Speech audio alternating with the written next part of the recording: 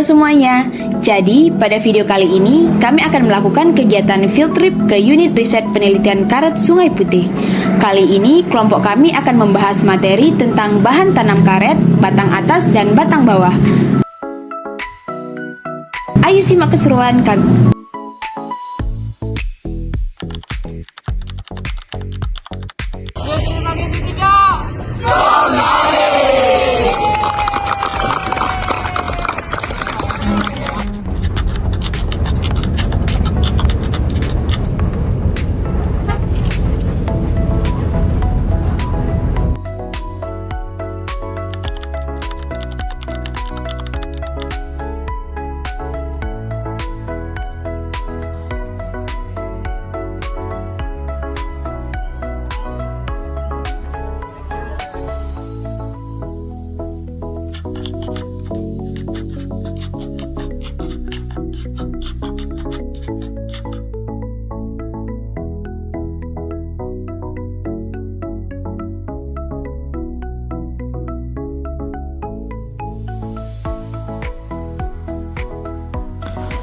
Pertama-tama saya akan menjelaskan mengenai apa itu tanaman karet.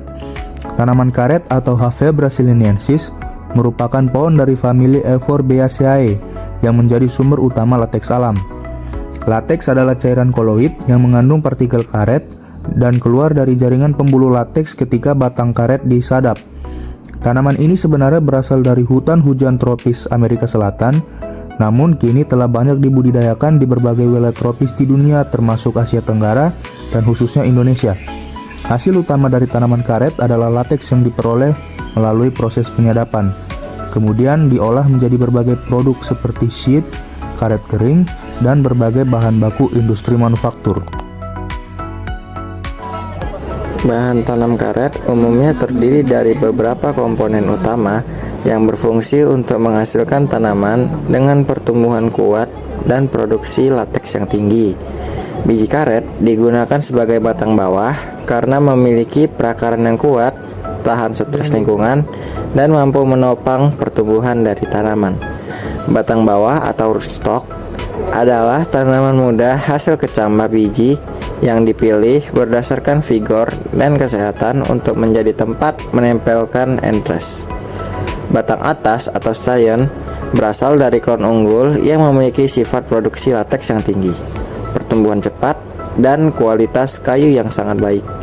Hasil okulasi adalah tanaman baru yang terbentuk dari penyatuan batang bawah dan batang atas, sehingga menghasilkan tanaman karet dengan kombinasi sifat terbaik dari vigor akar dari batang bawah dan produksi yang unggul dari batang atas. Klon karet merupakan hasil seleksi dan pemeliharaan tanaman karet yang memiliki sifat-sifat unggul. Setiap klon memiliki karakteristik berbeda, baik dari segi potensi hasil lateks, ketahanan terhadap penyakit, kemampuan tumbuh, hingga adaptasinya terhadap lingkungan tertentu.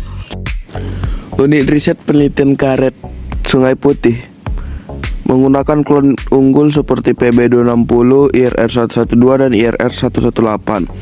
Alasan mengapa digunakannya klon ini adalah karena berbagai klon ini memiliki produktivitas yang tinggi, adaptasi yang luas, serta respon yang konsisten terhadap berbagai perlakuan penelitian. Batang bawah memegang peranan penting dalam pembentukan klon karet unggul karena menjadi fondasi utama tempat menempelkan mata tunas klon pilihan. Batang bawah umumnya diperoleh dari biji yang kemudian disemai dan dirawat hingga sekitar 4-8 bulan tergantung dengan jenis okulasi yang akan diterapkan. Berdasarkan hasil diskusi dengan pihak unit riset, varietas yang paling sering digunakan sebagai batang bawah adalah PB260.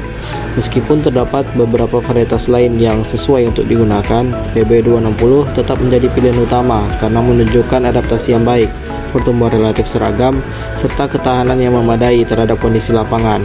Keunggulan inilah yang membuat PB260 dinilai paling ideal sebagai batang bawah dalam perbanyakan klon karet unggul di unit riset penelitian karet Sungai Putih.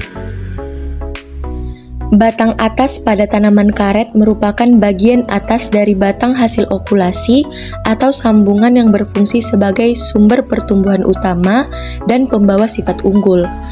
Pemilihan batang atas ini sangat penting untuk keberhasilan proses okulasi karena menentukan keberhasilan sambungan antara batang bawah dan batang atas, serta sangat berpengaruh pada produksi lateks yang tinggi. Nah, setelah melakukan kunjungan ke unit riset Sungai Putih, diketahui bahwa mereka memilih klon karet IRR112 sebagai klon unggul yang akan diperbanyak.